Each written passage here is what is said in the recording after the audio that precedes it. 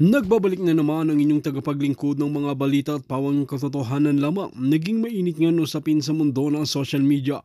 Kumalat ang balita sa buong bayan, showin na daw ang team ni Kuting. Marami ang nagdududa dahil bali-balitang gagamitin nila ang Smart Magic sa loob mismo ng Comelec. Dito nga natin makikita mga kaibigan na talagang diniklara na nga ng kampo ni Kuting na talagang showin ang kanilang kampo na mananalo na hindi pa nauumpisahan talaga ang totoong labanan. Dito nga natin mapapatunayan na talagang may balak silang gamitin ang Smart Magic. Kung tutuusin at pag-aaralan natin, matagal nang pinaglalaban nga ito ng mabubuting mga abogado at mga attorney na talagang magkaroon ng patas na paglilitis. Ngunit talagang hindi talaga patas itong si Kuting ng ito dahil gagamitin lahat ng kanyang makakaya nang sa ganoon ay manalo lahat ng kanyang kapartido dahil hindi naman talaga mamomblema itong si Kuting ng Norte na ito kung talagang mananalo na talaga ang kanilang kampo dahil patuloy-tuloy na naman ang pangungulimbat nila ng kaban ng bayan at talagang maghahari-harian na naman sila sa bansa natin at magiging talamak na naman ang mga pulburon user sa bansa natin na kung titignan natin ang mga kaibigan ay parang nagiging legal na nga ang mga pulburon na ito dahil protektado sila ni Kuting ng Norte. Ito nga ang nakakalungkot na katotohanan. Well mga kaibigan, para nga sa karagdagang impormasyon, panoorin nga natin ang buong video. At kung bago ka lamang sa akin channel, huwag kalimutan i-click ang subscribe button at notification bell para lagi kang updated sa ating mga bagong video. At para sa solid viewers natin dyan, maraming salamat sa walang sawang pagsuporta. Kanyang kadaming tao, marami pang hindi pinapasok. Sanay na po ako pumunta ng rally, sanay na po ako pumunta ng sorties. Pag ganyan kadami tao, marami na po inaawat na nga po yan. Diba? Kung ihahambing natin, ultimo pulis pinagsusuot ng pula ni Marcos. Ito wala pang mga gwardiya yan. This is a very strong statement na ang impeachment ay hindi na matutuloy. Napakadami po ng tao. Napakadami po. Ang daming aerial nakuha. Tingnan nyo po sa SMNI. Ang dami pong drone shot. Tingnan nyo po ang sorties ni Marcos. Wala silang ganon. Puro capture lang ng isang side. Kukuhanan, tapos aalis. Kukuhanan, aalis. Wala. Okay? Ako, hinahamon ko kayo, Marcos, sa inyong mga sorties. Maglabas kayo ng mga ganitong drone shots. Maglabas kayo ng crowd, yung dami ng crowd. At huwag kayong umasa sa pulis para dumami ang inyong crowd. Nakakahiya po kayo, Marcos. Oh, 'di ba? Ito yung napakahalaking halimbawa ng Duterte brand.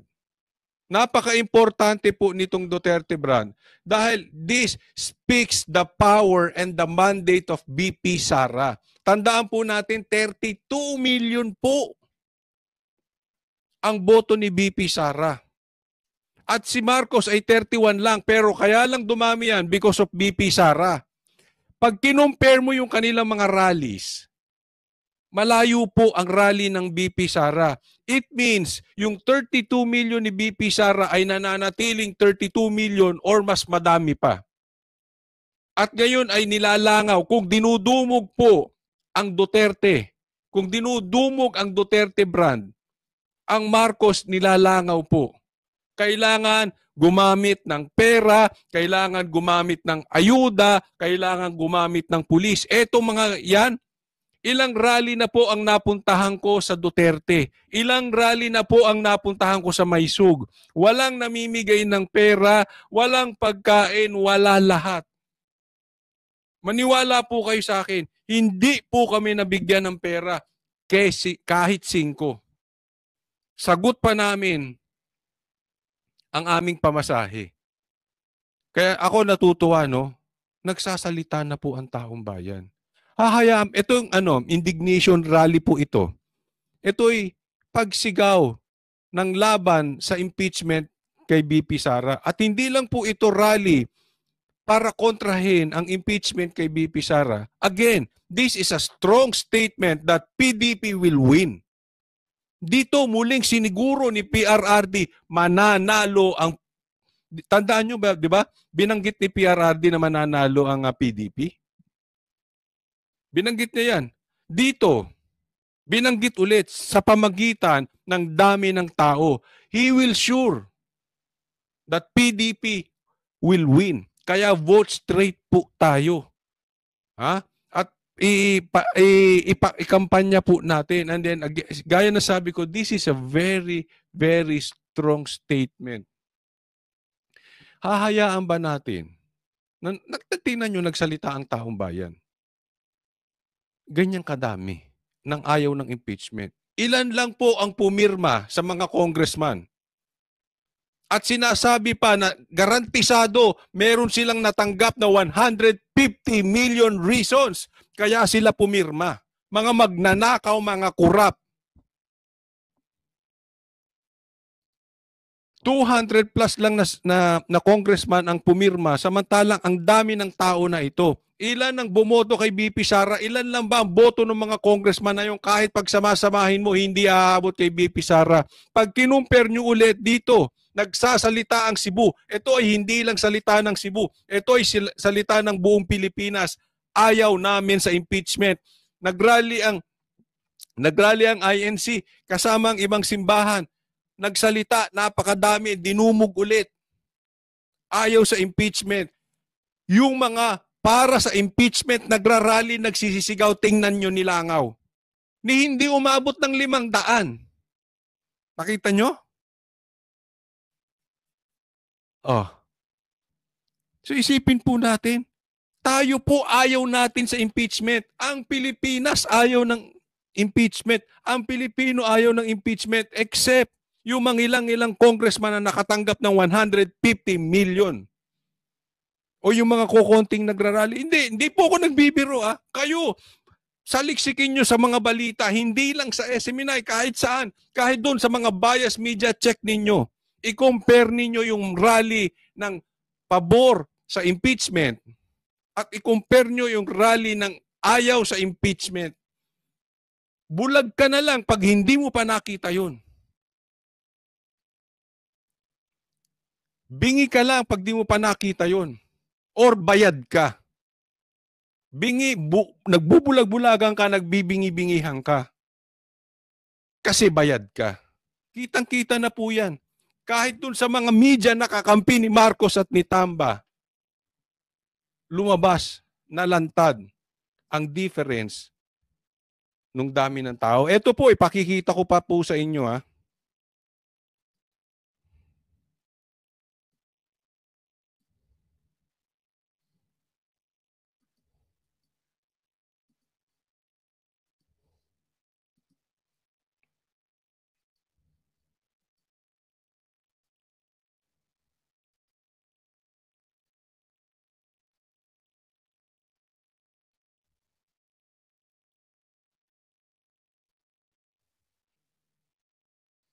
Eto.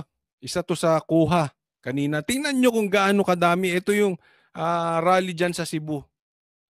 Tindi, no? Tanong ko sa inyo mga bashers. Kahit kayo, tanongin ko kayo mga manonood. Kahit ikaw ay pula, ikaw ay dilaw, o kahit ikaw ay mga Duterte, sige lahat na po tanongin natin.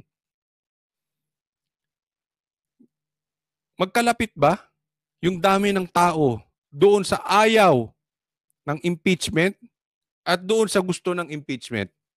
Nakita nyo yung layo? Di ba kakapiranggot? Parang sila lang ang sigaw ng sigaw. Tapos ibinabalita pa ng media.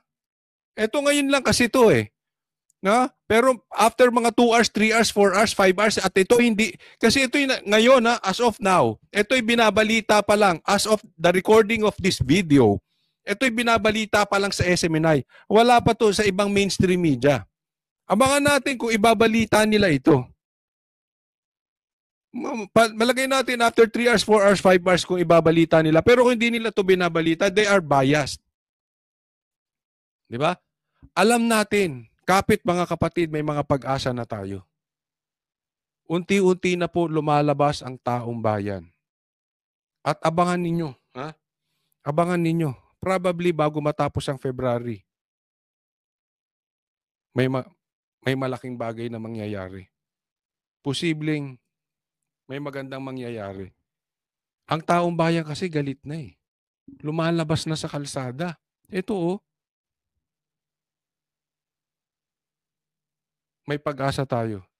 Nakikita nyo na nagbubunga po ang paghihirap ng bawat isa.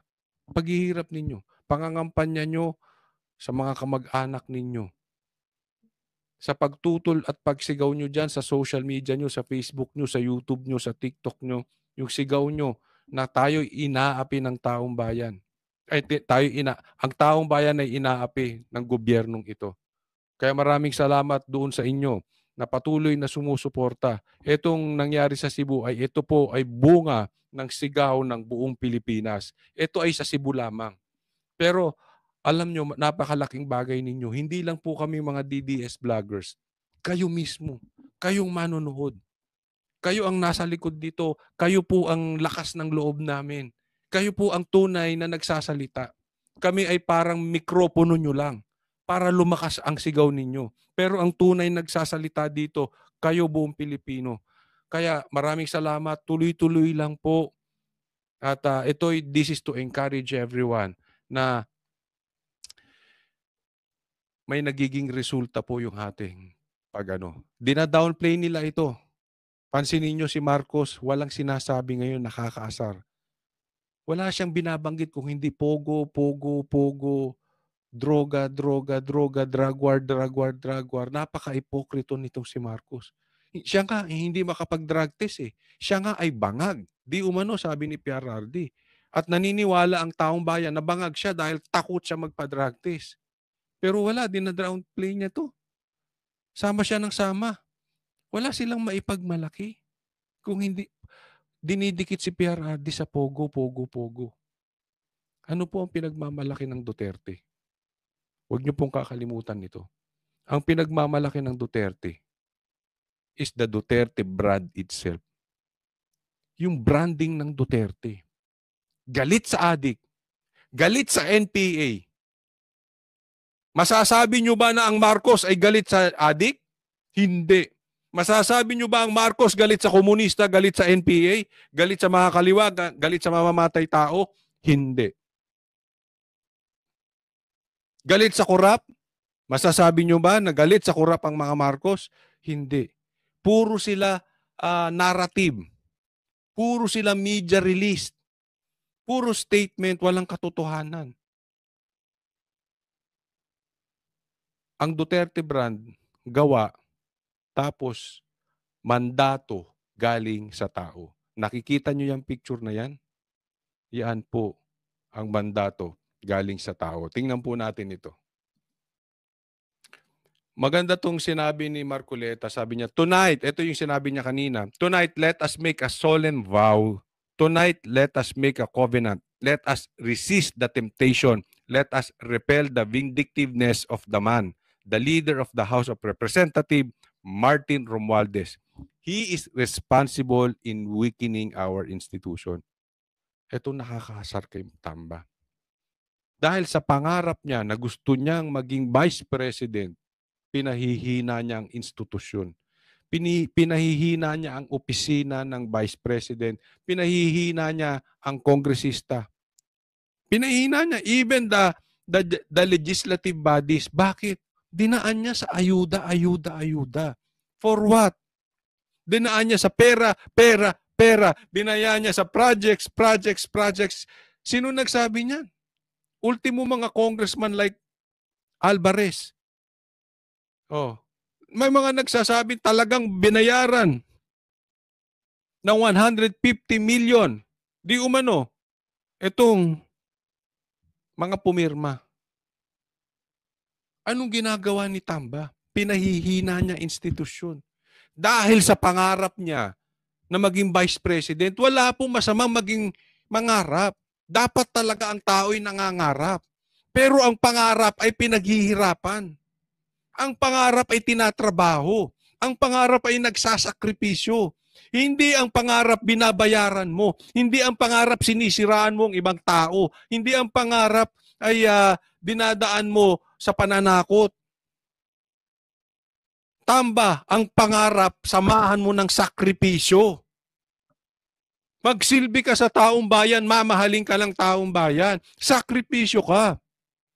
Yung yaman mo, ibigay mo sa taong bayan, magsakripisyo ka, mamahalin ka ng taong bayan. Hindi yung ikaw ikaw ang bida, ikaw nagbibigay ng pera, kaya hindi ka mamahal ng taong bayan. Nakikita nyo, sangayon po ba kayo sa sinasabi ko? This person is a fake person. Kaya kahit anong gastos niya ng pera, hindi siya minamahal ng taong bayan. Walang kapag-asang manalo itong si Tamba. Sabay, ang pag-asa lang nito, tanggalin, eliminate, baka patayin o pahinain ang institusyon, pahinain ang kalaban. Iprotesta ang kalaban. Wala nga itong kalaban ngayon di ba? Ano sabi ng COMELEC? Sinuspinde. Hindi pinalaban yung kalaban niya. Wala siya kalaban ngayong eleksyon, hindi panalo siya, congressman na naman siya. Ganyan po gawain nito. Ayaw nito magsakripisyo para makuha ang pangarap. Ang gawain nito, tanggalin ang kalaban para siya makuha niya ang pangarap niya. You look how lucid this person is. Tama si Marcoleta They want to impeach the vice president because he wants to become the vice president. Hindi po pwede yan. Pambira. Ilang tayong Pilipino? Pinaiikot tayo ng isang tao? Sila lang ni Saldico, di umano ang may hawak ng pera. Pera ng buong Pilipinas hawak nila. Bakit? Sino sila? Diyos ba yang si Tamba? Hari ba yan?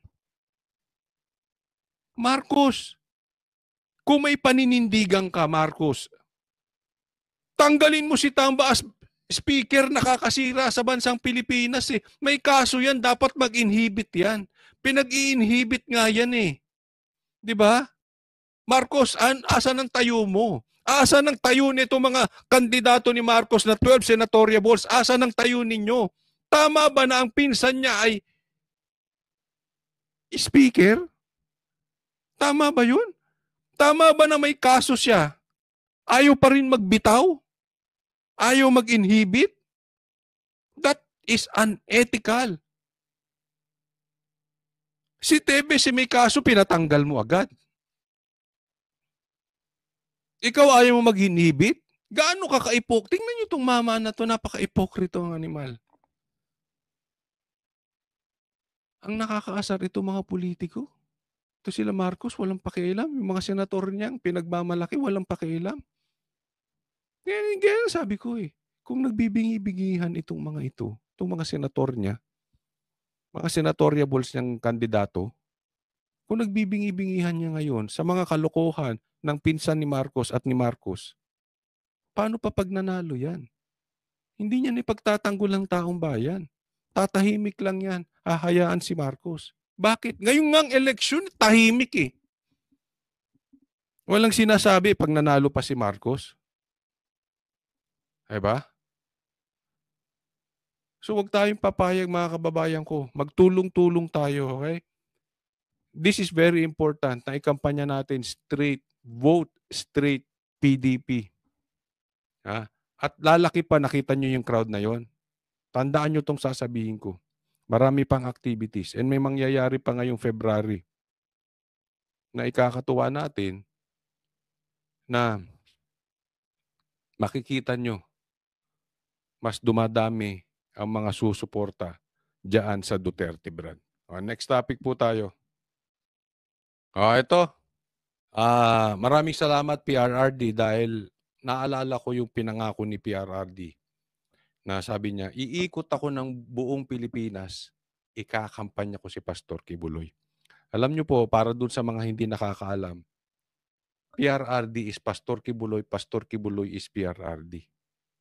Kung meron mang matalik na kaibigan, pinakamatalik na kaibigan si PRRD, yan si Pastor Kibuloy.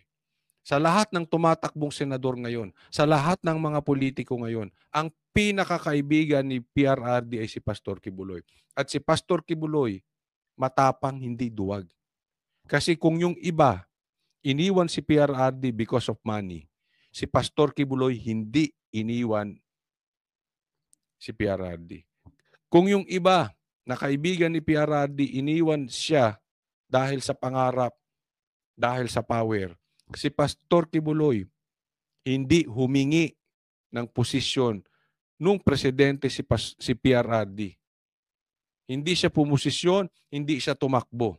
Ngayon lang po tumatakbo si Pastor Kibuloy. Ngayong hindi na nakaposisyon si PRRD. That is counterintuitive. Kabaligtaran po ang ginagawa ni Pastor Kibuloy. Bakit po? The man is sacrificing himself para sa bayan na ito at hindi niya iniiwan ang Duterte. Ako, alam ko with all my heart, alam ni PRRD yan, alam ni Vice President Sara yan, alam niya ng mga Duterte. Sigurado po ako. Hindi nang iiwan. Kasi kung nang iiwan si Pastor Kibuloy, hindi niya po iniwan. Papaalala ko lang sa inyo. Binanggit niya before sa amin, inaalok siya ng pera, ng posisyon, at hindi siya gagalawin. Bumaligtad lang siya. Hindi siya pumayag, kaya binanatan ang SMNI. Kaya binanatan si Pastor Kibuloy, kaya nakakulong. Kaya kung meron man talagang kayong maaasahan at kung talagang mahal nyo ang Duterte, maaasahan nyo po si Pastor Kibuloy, never, ever tatraidorin. Malabo yan. Hindi siya traidor at hindi niya lalo na tatraidorin si PRRD. Pakinggan po natin yung sinabi niya. Mayor, good evening. Sir, bakit po natin kailangan iboto si Pastor sa Senado? Maayong gabi. Maayo kay natunong nga nairali karon o maka pagawas ko sa akong sentimento sa akong mga kandidato nga akong gitan-aw. Gipili na ko ni para mag-ubad ni purong tarong ni nga tao. Si Pastor Diyos noon maayong tao buutan. Ayun sabi niya, si Pastor ay mabuting tao. Alam nyo naman to si PRRD, hindi ito magsasalita ng kasinungalingan. Pag ito sumuporta, sigurado siya. At the same time, hindi addict si Pastor Kibuloy, sure ako. Hindi ko alam yung mga kandidato sa kabila kung addict. Pero to si Pastor Kibuloy, alam ko, willing ito magpa-drug test. Gusto ko nga, sabay pa ang Banateros at si Pastor Kibuloy magpa-drug test. Hindi kami takot sa drug test. Bakit? Hindi mo kami addict eh. Ewan ko yung presidente nyo, bakit takot magpa-drug test? Sinisiguro yan ni PRRD, mabuting tao si Pastor Kibuloy. Oh, siya mismo sinasabi, wala akong nakikitang mali sa kanya. Why? Alam ni PRRD, inosente si Pastor Kibuloy. Kaya lang siya nakakulong dahil yung kanilang closeness, dahil yung kanilang pagkakaibigan. Yun lang ang dahilan kaya nakakulong si Pastor Kibuloy. Kaya pag may nagtatanong sa akin, ay, kay Pastor Kibuloy ka, ay sa kamusta mo yung kaso niya? Totoo ba yun? Sabi ko, hindi. That is political harassment. Ito, si PRRD mismo nagsasabi, inosente po si Pastor Kibuloy. Siya lang ay biktima ng mabahong politika ng gobyerno ni Marcos at ni Tamba. Wa ko'y makit ang sayop niya.